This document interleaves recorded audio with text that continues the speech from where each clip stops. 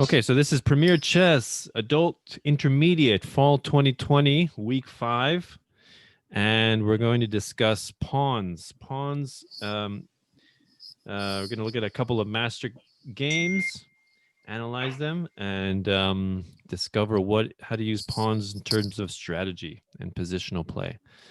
So let's see. First thing is, so I got some. All right, so Andre Philidor in 1749 stated, "Pawns are the soul of chess." Now, let me ask you guys first before I define what he means by that. What do you think he means by that? Pawns are the soul of chess. That they dictate a lot of the play. Okay. Yeah. So, yeah, I'll give you Emmanuel Lasker's definition of why he agrees with Philidor. By the way, Philidor was a French composer. I think he wrote some operas, and he was also one of the most preeminent chess players of his time.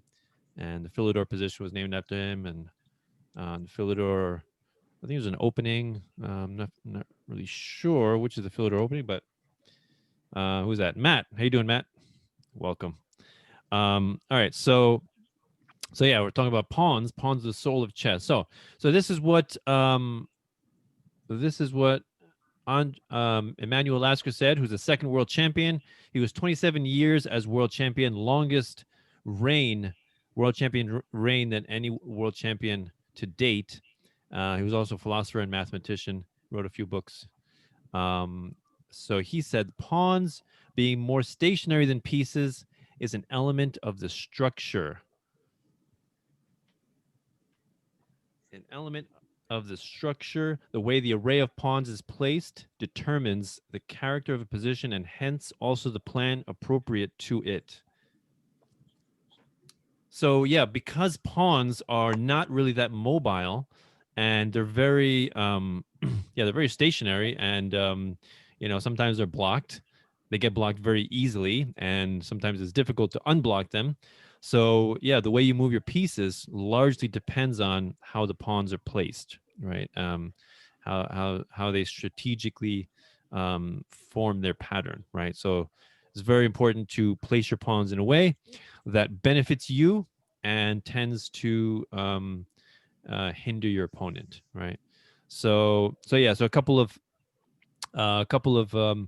principles of pawn strategy. Number one, use your pawns to fix your opponent's pawns in terms of limiting their mobility and their ability to reach optimal squares. And number two, use your pawns to take away squares from enemy pieces, right? Control either through occupying that square or by controlling other squares. And then another one is use your pawns as sacrificial lambs to open scope for long range pieces, right? So using your pawns to burst open a position and improve your long range pieces. And then another one, you can use your pawns that, of course, as they get closer to the promotion square, they become very powerful and must be restrained. So yeah, past pawns are to be pushed, in most cases, assuming they're not going to be taken. So make sure they're protected. Okay, so let's look at this game. So this is a game between Van der Weel versus Sirwan, Yasser Sirwan in Baden, 1980. Okay, white to move. Let's see here. Yeah, last move. Oh no, sorry, we're in here. Sorry, wrong position. Okay, so in this position, the best move here, or the move that Black made, he saw that in this position, White's desire, because this knight is blocked by the d4 pawn, by the f4 pawn, as well as the bishop being blocked by the f4 pawn. So a very logical freeing move in this position would be f5, right? If he can get f5 in, he's very comfortable, very nice. You can bring this bishop out, trade it, and improve the position of his knight, things like that. So logically, Black chose to limit his ability to do that. Now, it does weaken the dark squares around the king, and that's true. But black can't really get there so quick. I mean, he could sacrifice the pawn. It's possible, but yeah, in this position, black felt that that g6 was justified in preventing f5. So let's see how the game progressed. So b3. So why do you think he went b3? What do you think is the goal for b3?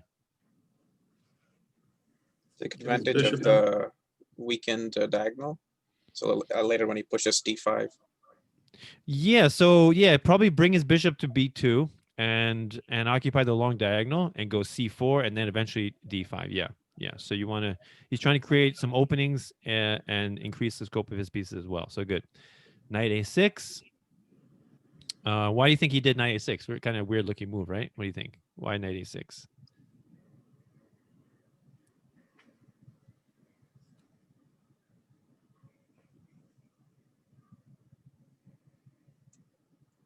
Knight b4 followed by knight d5.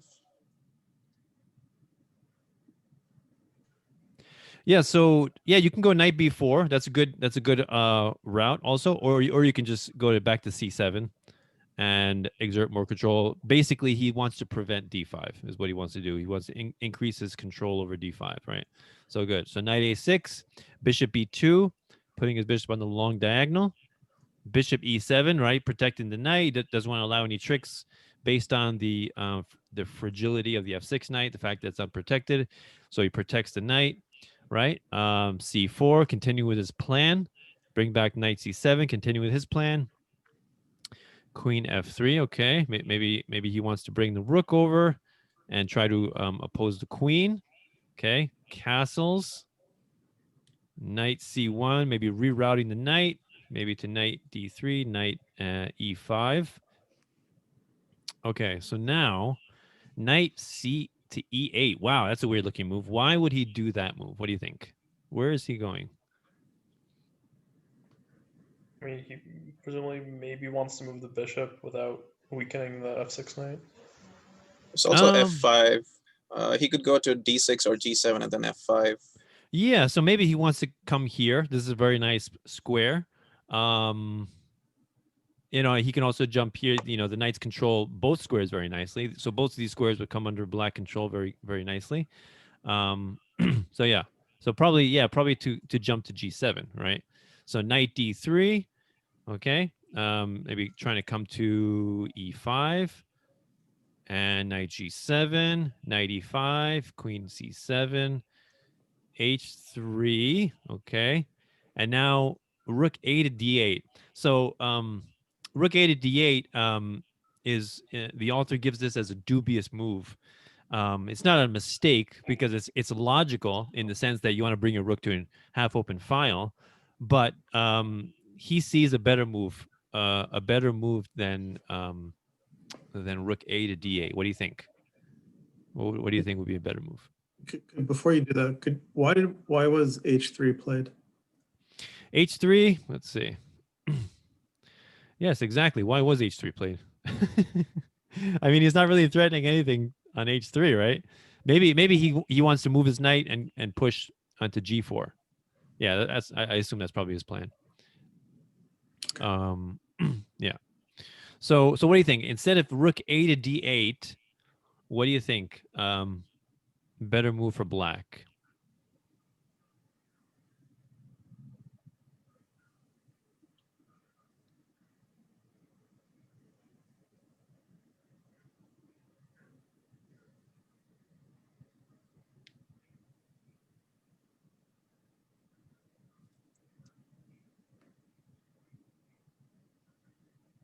c5 looks maybe interesting. Okay, so c5. Let's see here. Yeah, that looks pretty good. I mean, if it does, it might help white actually, because you're actually opening up his bishop even more. So But it also opens yours if you retake true. with check. Yeah, you can take with check. I mean, and now this knight's unprotected again, so you got to be careful with that. I mean, it seems to me that helps white more than black, right? Because now you removed the obstruction, and now his bishop is long range bishop is very happy. So I think there's a stronger move than that. What do you think?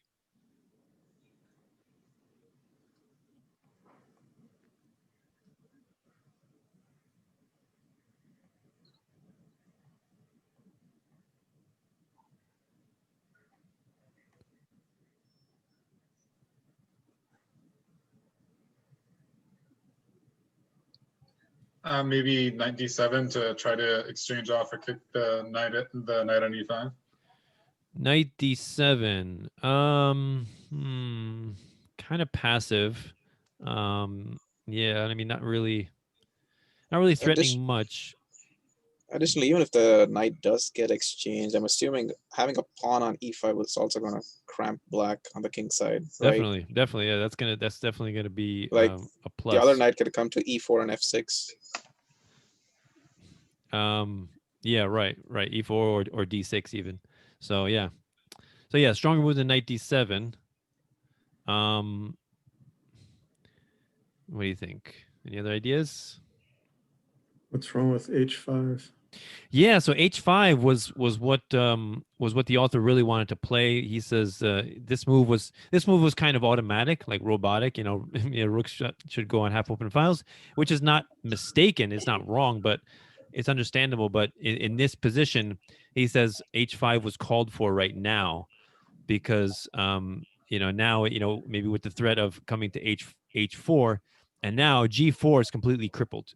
Right now black's going to have very powerful control over the king side and the dark squares. So yeah. All right. So rook a to d8, rook a d1, and actually here, the author gives rook a d1 as a mistake. Now, why would that be a mistake? What do you think? What do you think would be a preferable move than rook a d1? What do you think? Knight e2. Yeah, knight e2. Why? It guards the pawn and prepares g4. Yeah, g4, and now and now if h5, now we have g4, and now white's doing pretty good. He's gaining space, and he's opposing black's pawns very nicely. So you don't want to let your opponent, when you have this formation of h3, you don't want to let your opponent get all the way down to h4, and now if you move up your pawn and he trades, now you got isolated pawns, right? So you got to be careful of that. So he was allowing that. So yeah, that's why he should have played knight e2, but he didn't. Rook a d1, again, another reflexive and robotic move. And so now he plays h5.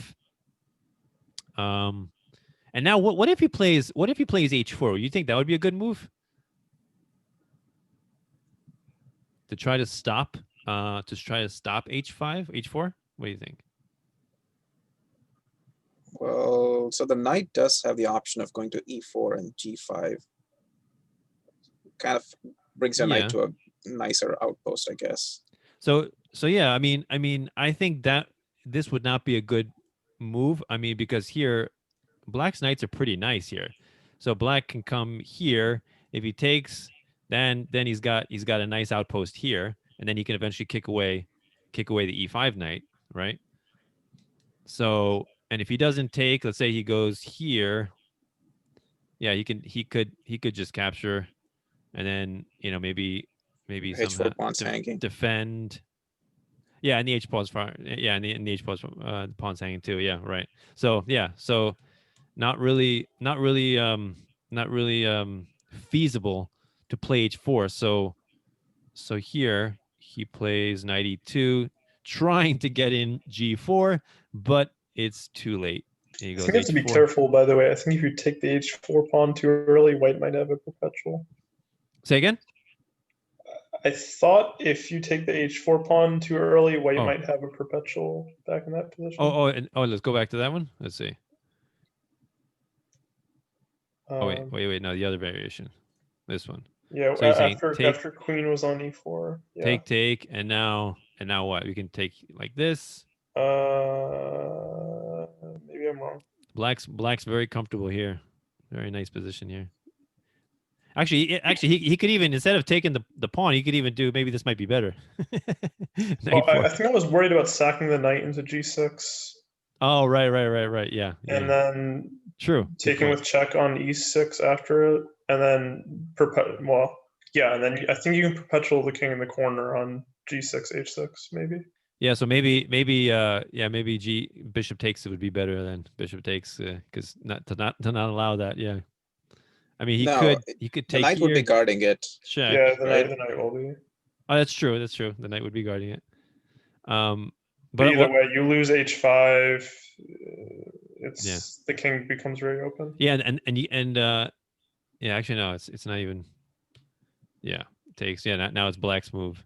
So, yeah, yeah. So not a good position. So h4 not really feasible for white. So he tries desperately to play g4, and he's too late. One move too late, and h4 comes down, nailing down the g pawn, cramping his style and crippling his pawn structure. So now he tries to open up his a1 to h8 diagonal, and nice move. It's knight fh5. So he's increasing his control, very powerful control over g3.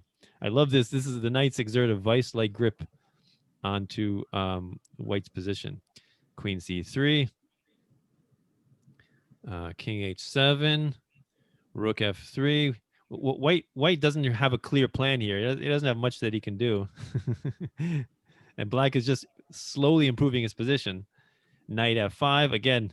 Look at these beautiful knights. Very nice. Very nice control over the. Quick question. Yeah, go ahead. So previously, why was king h7 required? Or what was the logic?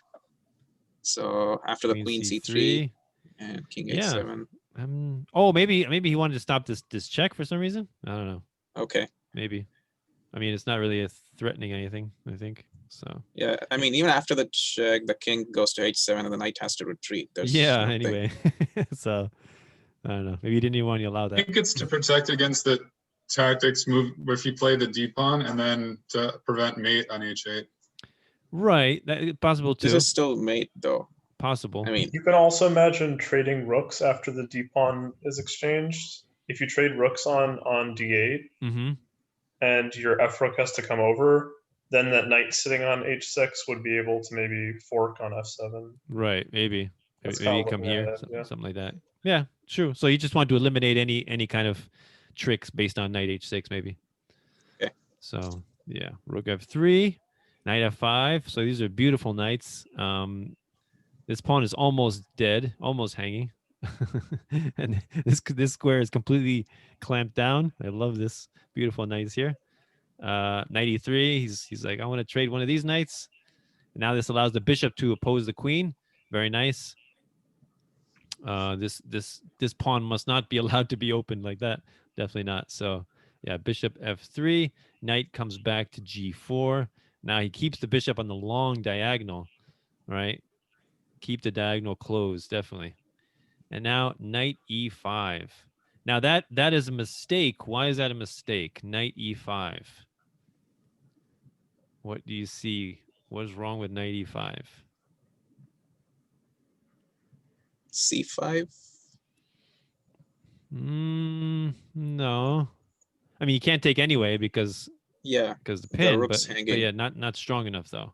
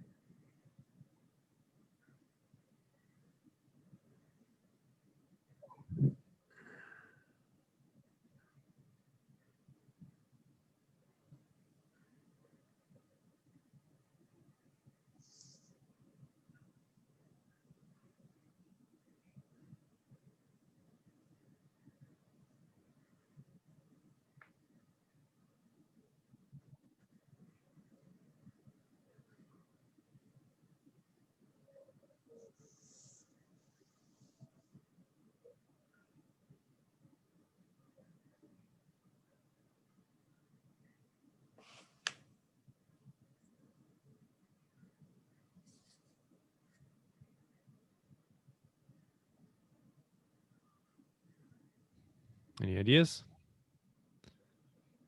Want me to give you a hint?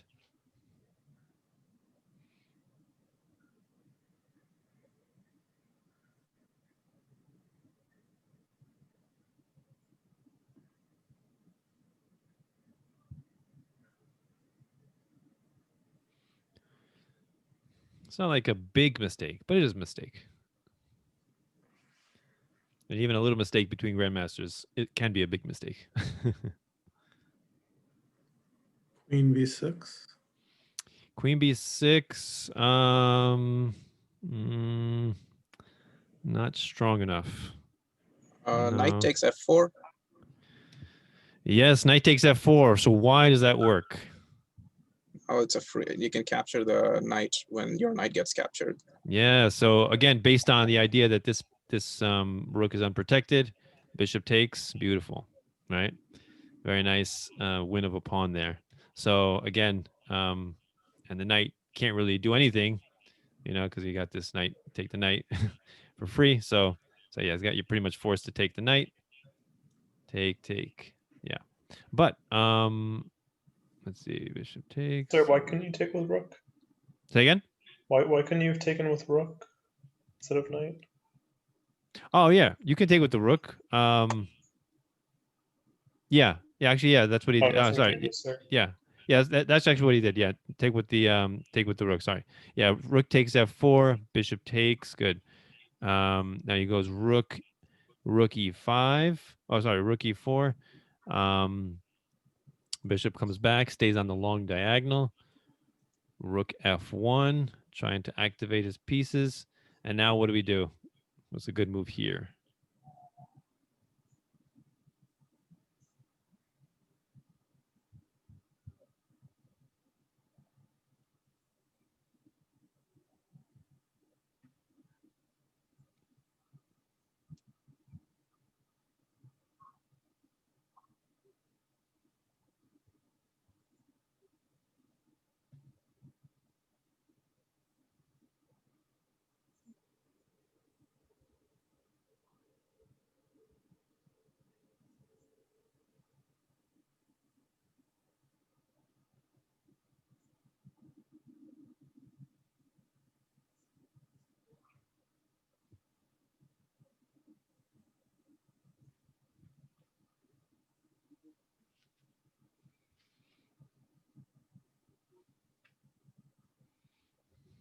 Any idea?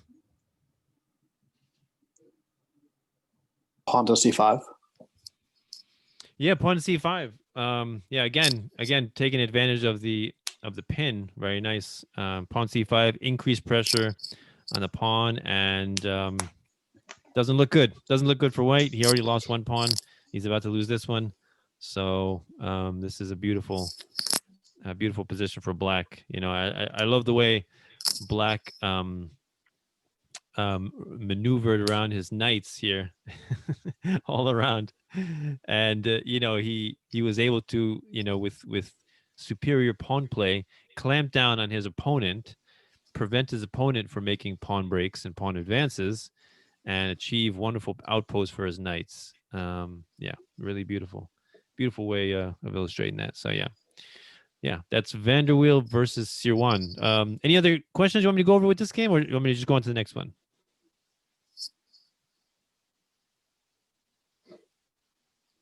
Go on. Yeah? Go on? Okay. All right, so next one we're looking at, Timman versus Sirwan, 1978. Okay, so it's black to move. What would be the best move here? What do you think? Best move here. Black to move. Knight c6. Yeah, knight c6 is a good move. I'm not gonna say it's a bad move. He did. I mean, you could do that anyway, But he did a move that's like a prophylactic move. So what do you think? Prophylactic move. Everybody knows what I mean when I say that? Prophylactic? Yeah. Preventative? Yeah. Okay. H6. H6. No.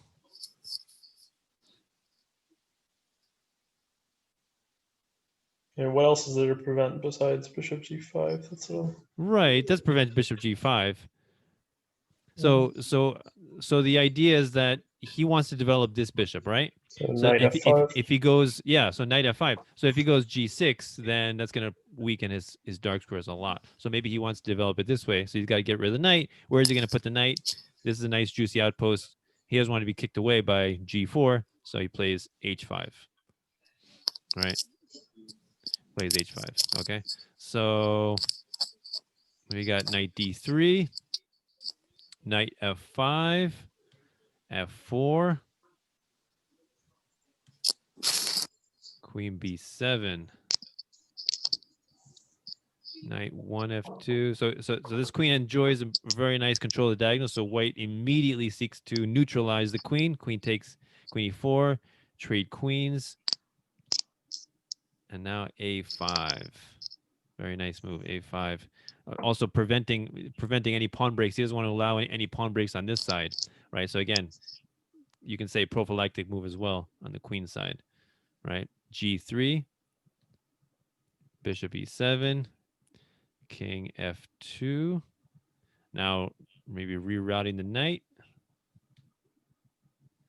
So now he wants to. So he's kind of he wanted to provoke this and kind of create some weaknesses here. Now he's trying to go after the weaknesses. So now he wants to try to maybe get in g5, open up the g file, bring the rook, and exert pressure on g3. Right. So yeah, very nice. So he takes en passant. And now we have the rook exerting pressure and control onto g3. Now basically a lot of this game is just increasing pressure on g3. so white here is completely on the defensive. Knight b6, targeting c4. Okay. Again, creating more weaknesses. Now he wants to open up the a file for the rook to infiltrate onto the into the white position, either second file or the first rank or the second rank. Okay. Ooh, nice. I like that one. everybody see why that works? That's very nice. The knight on c5 would be hanging. Yeah. So very nice. So basically, we would say this knight is overworked, right? Defending c5 and defending g3, right? Very nice tactical maneuver there. Knight takes g3. So now these pawns are very weakened, right? Isolated and very much weakened. Rook takes g3. Rook takes. Okay. Now f5. All right. Ooh, nice. Okay, now this pawn is very is going to become very annoying for white, and the bishop has a nice long range diagonal here. I mean white's bishop is kind of how do you say is also doing its own threatening, but this black bishop is very conveniently placed, protecting e7, doesn't allow rook e7 check, and at the same time as controlling all these squares. So it's very nicely placed. Rook a3, king d2 takes, rook a1, trying desperately to activate his rook. Now, what do you think? What do you think best move for black here? What do you guys think? Best move.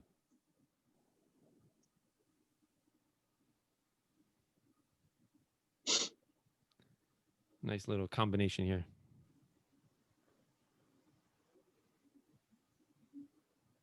Knight takes on c4. Yeah, so if you take the knight, you just lose your advanced passed pawn. So yeah, but can you pin the bishop? Oh, you lose the knight. Never mind. Yeah. I mean, you can do that. He just takes here. Yeah. So something else. What do you think?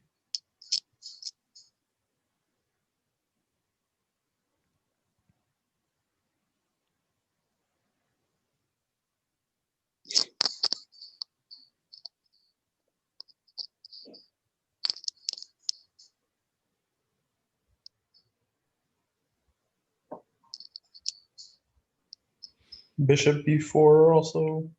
Yeah, bishop Kind of b4 is a very interesting. nice move. Yeah, very nice move. So why is that a nice move? So what do you think White's best move in response is?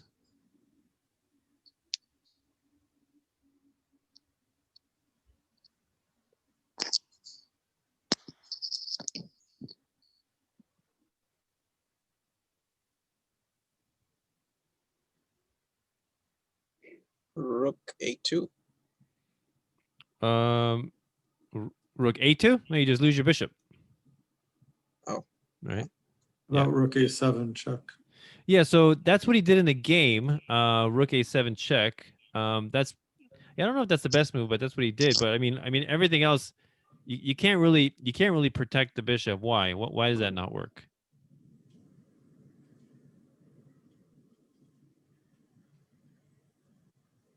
Now you can check, right, with the knight.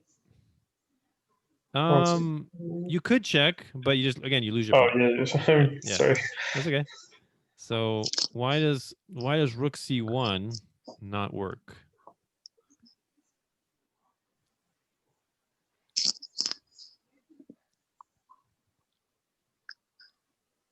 Knight a4 brings another attacker against the bishop. Okay, so knight a4. I mean, he can just trade, and now you lose your pawn. Rook b2 check. So let's go back. Okay, rook b2 check. You lose your pawn. All right, what else do you think?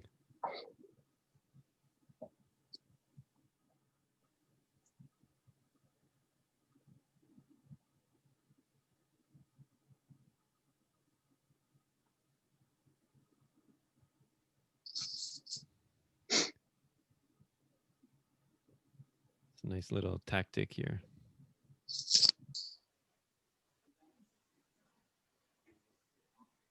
Rook takes on c3, followed by knight d5. Not knight d5 because you just lose your knight. Right. Or no, well, okay, the other side then. Yeah, Knight a4. knight a4, right? Yeah, rook takes. Yeah, followed by knight a4, and you will be down a piece, right? So yeah, a little trick there. So rook c1 does not work. So yeah, probably rook a7 is the strongest, and king g6.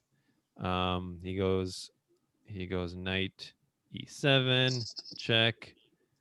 King g5, and now he goes bishop takes b4. Now, what's the best move for black here?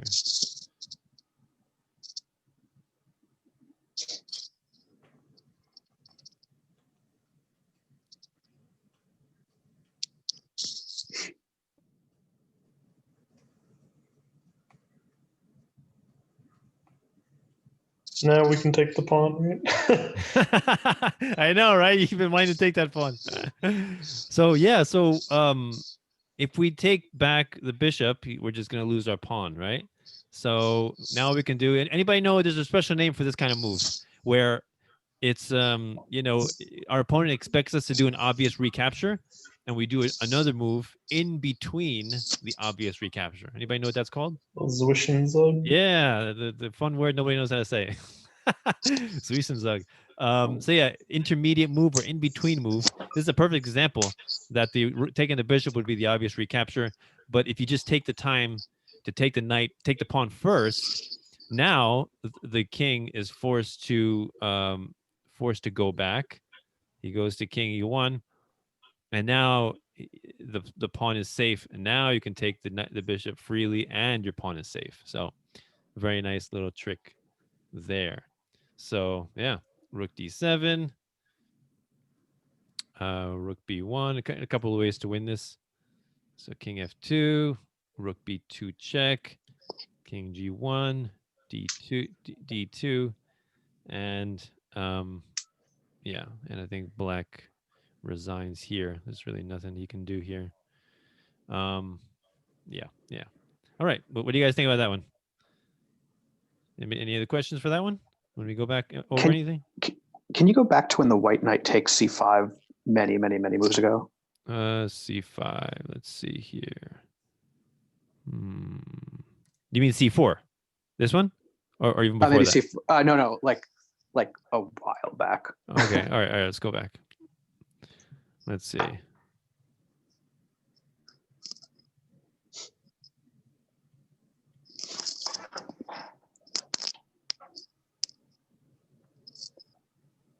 There, right? Yeah. So if you go back, is there a reason that you wouldn't take with the knight that's on E4 opening up? Because I was imagining taking with that knight, then you open up the rook, right? attacking. Right, right. And then coming back with the knight attacking that pawn with you have the knight and the rook on that same pawn. You hang the G3 pawn. Yeah, that's true. I mean, you're hanging this, but he's also attacking here too.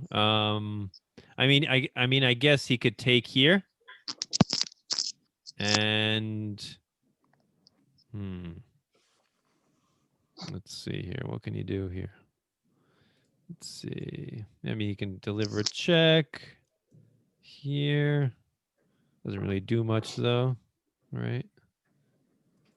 Maybe check again. Be annoying. And yeah. I mean, you're right. That does look like a good move because this pawn, he can't really protect it again, right? And let's say he goes back. Let's say he, what does he do? He takes. You can trade off the bishop, maybe, and then push E5. Trade off the bishop. Well, before the pawn, before this whole business with the rook.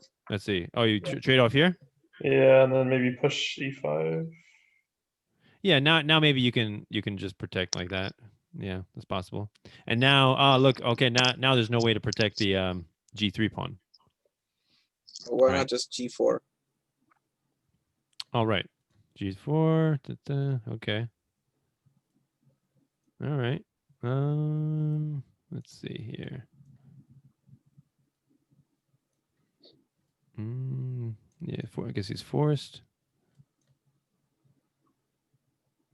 Yeah, I mean, it looks pretty. It's pretty. Looks pretty good for black. I mean, for white. White's got an extra pawn. Yeah, it's a possibility. I don't know why. Maybe it was a simple oversight on White's part. Yeah, definitely taking with the other pawn. The other knight looks like a much better move. Yeah. Forced to trade away his bishop. Yeah, trade here. Yeah. I guess one possibility is here's another possibility. Yeah, go ahead. So I was thinking instead of using that rook to protect your e pawn, just use the other rook or the other knight to capture the g pawn. And yeah, maybe go here, maybe something like that. I don't know. Something like that. I mean, because the capture doesn't come, it's not a forcing capture, like it's not a check or something. So you do have some time to maybe just drop back and now. Yeah. I mean, this king is not in a comfortable position. Even though black is down a pawn, it might. Let me just see. I'm curious what the engine says. Okay, the engine likes white. Says there's 2. Yeah. Plus 1.9, but of course engines, every time there's a material disparity, it always errs on the side of the side with more material. It's not really, engines don't really think positionally as much. So yeah, maybe this is a case of humans would make a move that an engine would never make. Right? Perhaps. So yeah. All right. Any other questions? There was a early position where you said knight f5 would be met with pushing the pawn g4. It was shortly after white castled. that was the first one. I think. What was it? Yeah, I think that was the starting position. Oh, the beginning? No. Yeah, it was near this position. Uh-huh. Maybe it was after. I think you were suggesting what would happen if black pushed h4 too early. Or no, maybe it was before the h5. It was around this position. It's not important exactly what position. Where but in the very beginning of the game, where you suggested that that black playing knight f5. I think it was before black had played knight f5, and you were saying black playing knight f5 would be, maybe it was this position would be met with. Yeah, so if he played knight f5, g4, and that's a pretty comfortable position for white. I guess the question was sort of like how to see those what you would call obvious counter moves, because when I see that if black plays the knight to f5, playing g4 seems very risky because I just castled and now I'm pushing the pawn 2 squares in front of my king. True. True. I mean, there's no light square bishop, so the queen can occupy the light squares and then probably eventually trade it off. And once the queens are traded off, then the risk to the king is much lower. So here, yeah, it's a risk. It's a, you know, you got to make an assessment of the position, right? And it here seems like you know, white's got a pawn storm going. Black does have a protected pass pawn, but it's, you know, currently easily blocked here. So yeah, so black wanted to ensure that this f5 square you know, is unassailable and the knight could not be kicked away. So, you know, but even then, like, what are you going to do to that knight in h4? Isn't it just going to pretty much sit there? I mean, from here, I mean, let's see. So f4. Yeah, I mean, what would he do? Knight comes here. I would immediately try to trade it away, definitely. You know, something like that. Maybe bring it up here, come back here, here, stuff like that. Yeah. That's what I would do. You can even, you know, bring the other knight. Yeah, these are nice squares for the knight. You know, behind the passed pawn, protected passed pawn, and, you know, eyeing these holes. So yeah, becomes a very nice. I think it becomes a very nice position once you allow g4, and you disallow black from this f5 outpost. So so as a rule of thumb, it's like it's okay as long as you kind of keep the tempo and look to trade off any threats or something. You mean, is it okay to expose your king? Yeah, I mean, like, I'm just trying to think of a rule of thumb for positions like this where I can understand, like, yeah, it's okay here because I can always always have the tempo and always threaten trades or something. Yeah, I mean, rule of thumbs are hard though in chess because every position is so unique. It's hard to say rule of thumbs, but I'd say go ahead. So I was just about to say, so you mentioned that previously, even though we are opening up the light square diagonal, there is no light square bishop to take advantage of it. Exactly. Yeah. And even by pushing the f pawn, the dark square bishop can't take advantage of that diagonal either. So the pieces that can jump in quickly and, you know, take over those holes that you leave behind, they can't do it. They either can't do it or they don't exist. Yeah. So I'm guessing that's why it's okay here. Yeah, the absence of the light square bishop. Yeah, like if black had a light square bishop, this would be devastating. This would be very strong. So the fact that there's nothing, I think that gives g4 a big justification. Yeah, and makes it okay. So yeah, very, very important. You know, when you open up this long diagonal, make sure your opponent doesn't have that that bishop, or you try and neutralize it somehow. Yeah, block it or something like that. But yeah, any other questions? Should we try to do one more? We got 15 minutes left. Want to do one more game?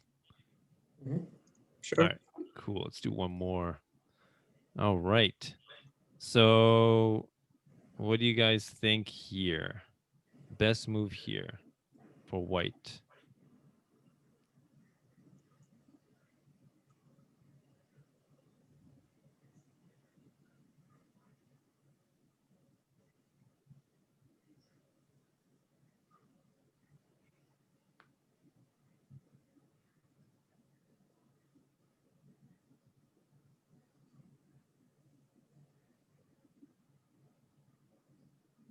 E5 looks nice.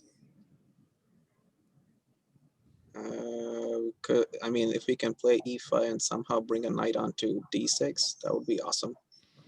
E5. All right. So for the knights, I mean, it severely limits the bishop, though. So well, we can just push the bishop along the A3. That's true. F8. That's true. You could do this. Okay, it's a possibility. Yeah. All right. Possibility. What else? Any other ideas?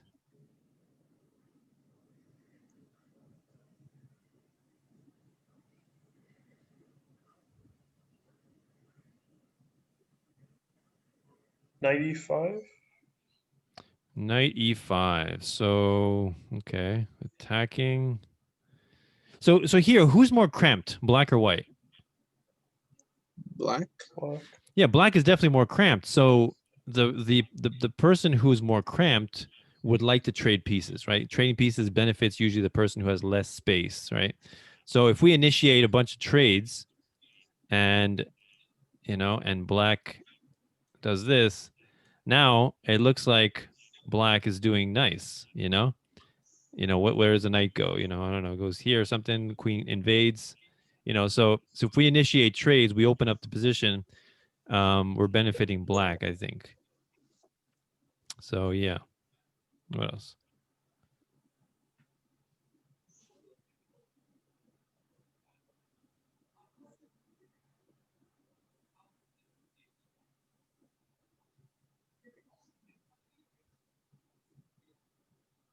Knight g5 also.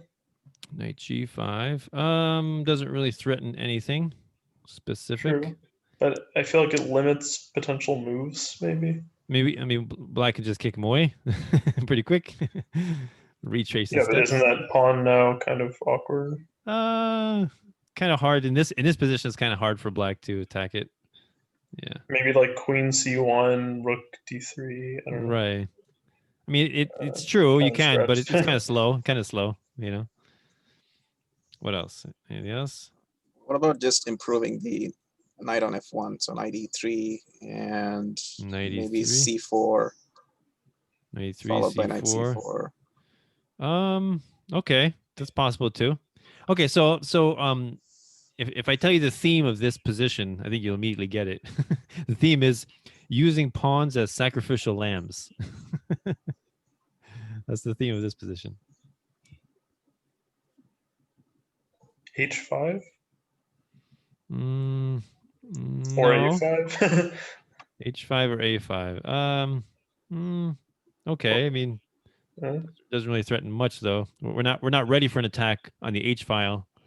Really, not yet. I was looking at d5 right at the beginning when you showed this position, but I figured that black was totally okay trading off the black bishop. Yeah, so d5 is the strongest move, and so there are some tactical opportunities here once we open up this dark square diagonal. So yeah, d5 is here the strongest move here. So now this kind of forces the trades of bishops. Now the queen completely dominates this this long diagonal, right? And now we have takes, and now what do you think? Best move for white?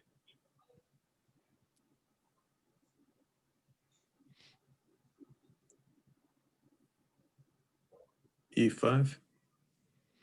E5. I mean, you're kind of giving, now H5, and now the knight comes here. It's got a nice outpost. Yeah, I think there's a stronger move than E5. Knight E5 again? Yeah, knight E5. So again, another intermezzo or intermediate, right, move, or Zuisenszug. So here, the obvious recapture is E takes D5, but here, white sees a nice opportunity and grabs it. Knight E5, bringing the knight to a nice square with tempo. So rook D6 is forced. Now what do we do?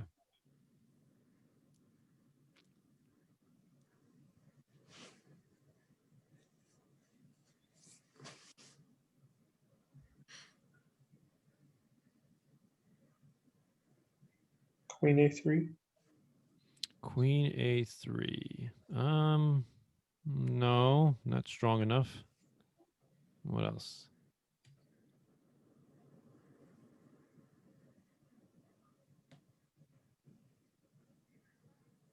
Knight G5. You mean knight G4? G4, yeah, G4. Yeah, knight G4. Yes, knight G4 is the powerful answer. Now, remember, queens and knights are excellent pieces to coordinate an attack. Excellent pieces, right? So this knight on G4 is threatening two things, right? Threatening a royal fork on knight F6, and also threatening knight H6 with a mate in 3 moves, forced mate in 3 moves. Very powerful threats. So not much that black can do.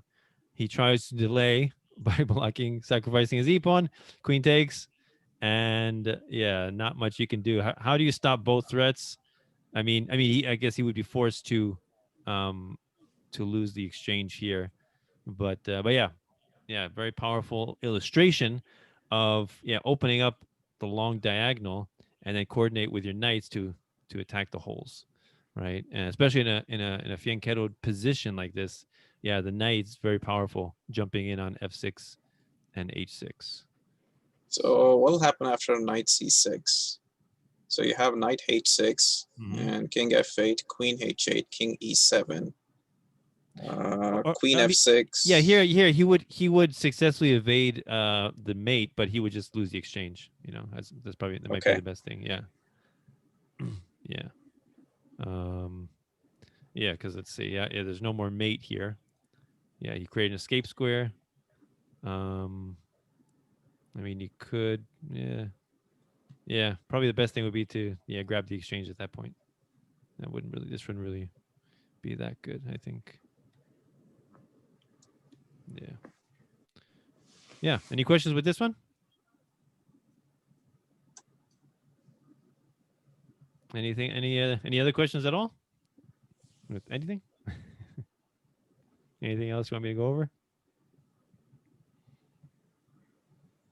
No. So what do you guys think about this? I have a question. If maybe you could address. Yeah. The pluses and minuses of the en passant move. Of the en passant move. Well, that really depends on the position. Yeah, you can't really give a generalized answer to that. It really depends on the position whether or not it's a good idea to do that. Yeah, I think that's the best thing I can say. Anything else? Did you guys enjoy this just on pawn strategy and pawn moves and how to control and restrict your opponent's squares and positions? Also, creating outposts for your pieces using pawns, or in this case, sacrificing pawns to open up lines. There's so many uses for pawns that that you can do. Petrosian was a master of pawn play, definitely. And with my games, I've often gotten the comment. People say to me, why do you move your pawns so much? I think so many people tend to neglect the pawns because they think, oh, they're not worth much. Why bother with the pawns? And I want to move my big pieces, right? That's more exciting than the pawns. But I think with proper pawn play, you can really get a stranglehold over your opponent's position. In conjunction with your pieces. But yeah, pawns. The power of pawns should not be underestimated. They can be very powerful in their own right. So yeah. Any other questions, comments, suggestions, anything? I have a question unrelated to, I guess just in response to your question about the lesson plan. Like I did enjoy it. I thought this was very interesting. Cool. I have a question kind of just, I guess, unrelated to this. Just in looking at the structure of the way the board was set up, I'd been looking at that diagonal and thinking there was something there, but I couldn't quite figure it out. And when I'm playing a timed game, if I'm on like a 10-minute game or something like that, I am frequently kind of faced with a choice of like, I don't quite see it. I feel like there's something there, but the question of like, do I go for it? Do I just try to figure it out on the fly, or do I just like wait until like basically see it and then move? Like, don't make a move unless you see it. And I'm curious your opinion on kind of like, how do you approach that? Do you kind of like trust your gut, or do you kind of like say like, no, I'm going to actually make sure I can calculate the moves or see it before I kind of dive in? Yeah. On a timed game where you kind of don't have the luxury of, figuring it out. Yeah, I know. To a certain extent, you got to rely on intuition sometimes. Especially in the fast games like that. Which you develop the more fast games you play. I think you definitely do develop the intuition. Like if you watch grandmasters play blitz, it's pretty amazing how they can quickly assess a position and say this position necessitates an exchange sacrifice. It's pretty amazing when they do that.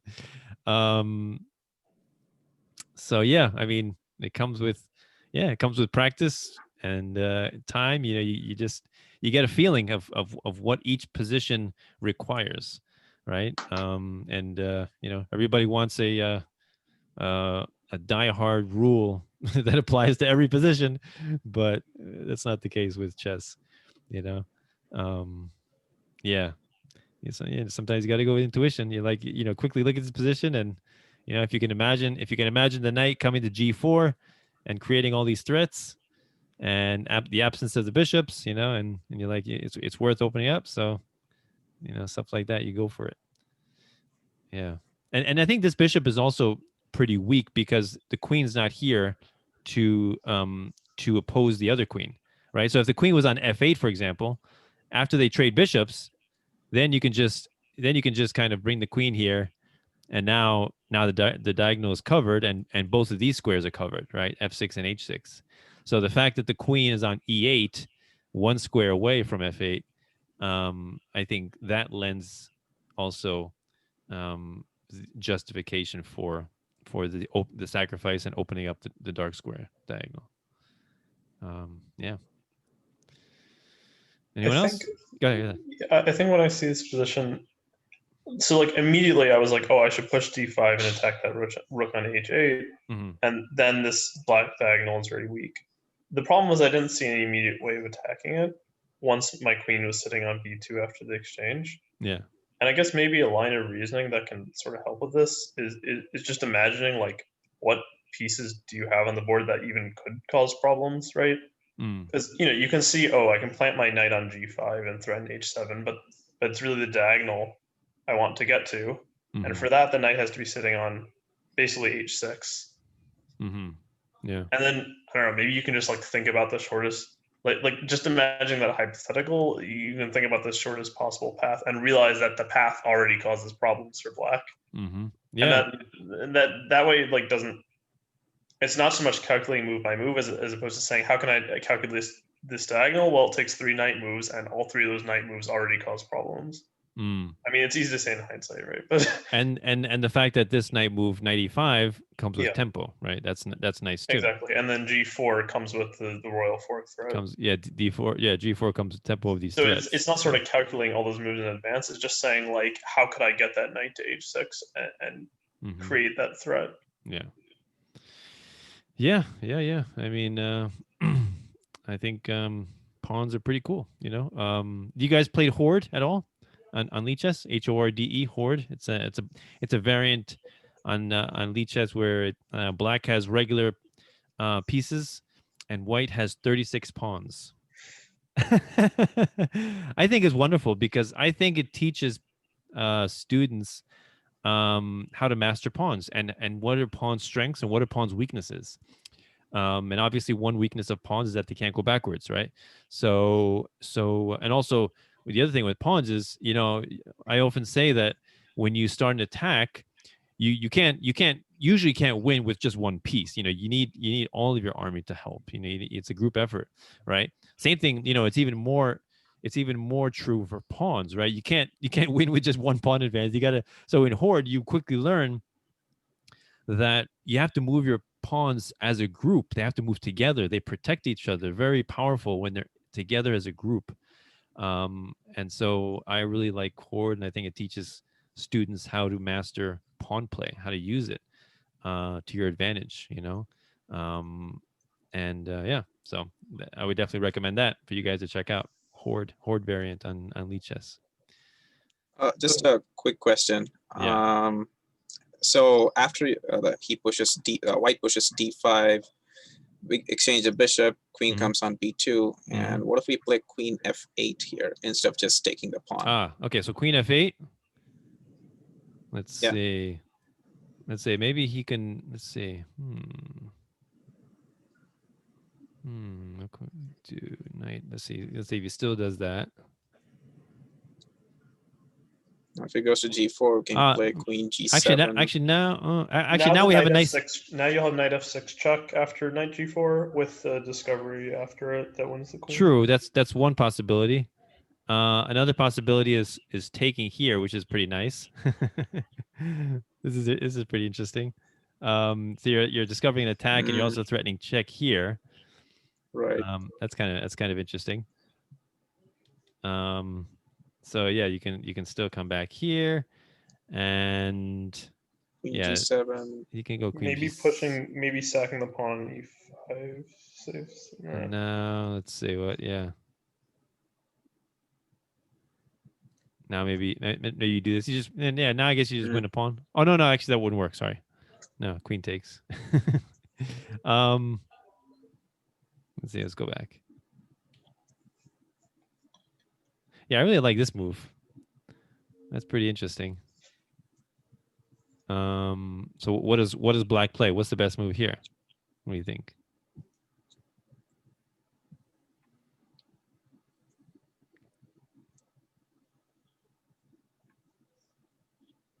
Pawn F6. Well, now you lose the exchange, right? Oh. Right. So.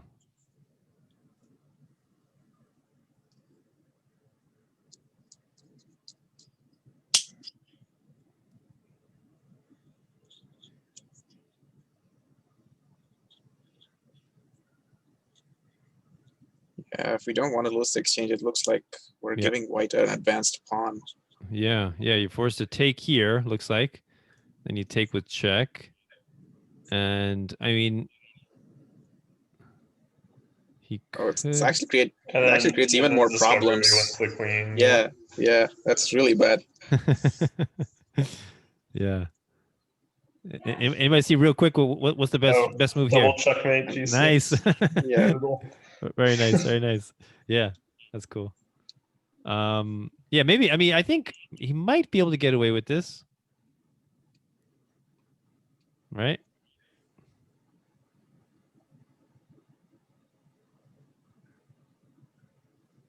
So what's the best move for white here? What do you think?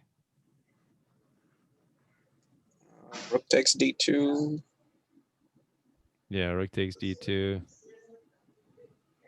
And maybe rook again. Knight takes. Yeah. No, knight takes. Oh, knight takes. Okay. Knight takes rook. Okay. Yeah. Oh, yeah. Actually, you could be up the exchange if you had taken the queen first, right?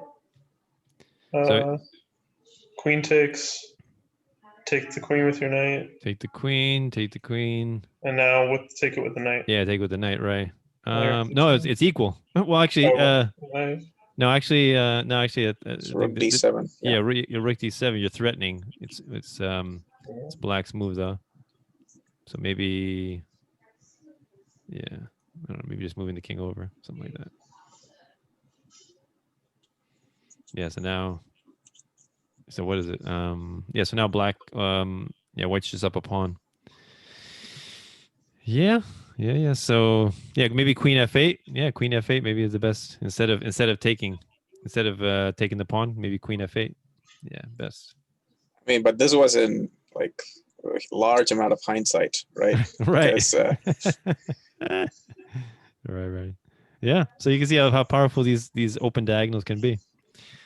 So awesome, cool. So so for next week, any requests? What you want me to go over? You want me to continue? I mean, I still have more material to go over with the pawns. If you want to continue that, should we do more about the pawns? Oh, actually, I just realized Queen F8 just walks into D6. Queen F8. Okay, D6. All right. Good point. Yeah, D6 fork. Yeah, we completely missed that one. Yeah, can't do that then. So one thing about analyzing these master games is that my opponents aren't masters. That's true. We can still learn stuff though. Maybe something more toward like, I mean, there are blunders where it's very obvious to take advantage. Uh-huh. And then there are those less so. Yeah. True, but like for instance, gaining advantage from inaccurate openings might be a suggestion.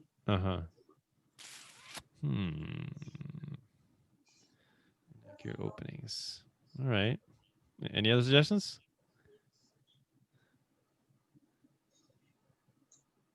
Inaccurate openings. All right. I can look into that. All right, cool. So I hope you guys enjoyed. The lecture on pawns. This is just part 1, by the way. So I could do a lot more lectures just on pawns. Pawns are I got a bunch of examples about pawns. So yeah. I guess so related to pawns, I guess, is I think you briefly did cover it this time around, like using pawns to create outposts for your pieces. Yeah. I think something along those lines, essentially like how to make sure that we improve all our pieces and put them on the ideal squares. Yeah. Pawns are excellent anchor for outposts, definitely. Yeah, pretty much the only anchor, because when pieces protect other pieces is not as secure, not as powerful as when pawns do. I have a question, or maybe it's more of a comment, but I think positional chess is more difficult at my level than tactical. Oh yeah. And one of the things that I notice being emphasized a lot in these games is there's a lot of play on the flank rather than focusing on the center. And I just wonder if that's a theme you can address, like as you're trying to learn to develop your positional chess. You mean when to know when to play on the flank as opposed to the center? Yeah. Yeah. Okay. Yeah. All right. We can look into that too. Cool. All right. I will digest these suggestions and come up with a lecture. Thank you. Awesome. Yeah. All right. All right, guys. Good talking to you guys. So we'll see you guys next week. All right. Have a great week. Thanks, bye. Bye. Thanks. Good night.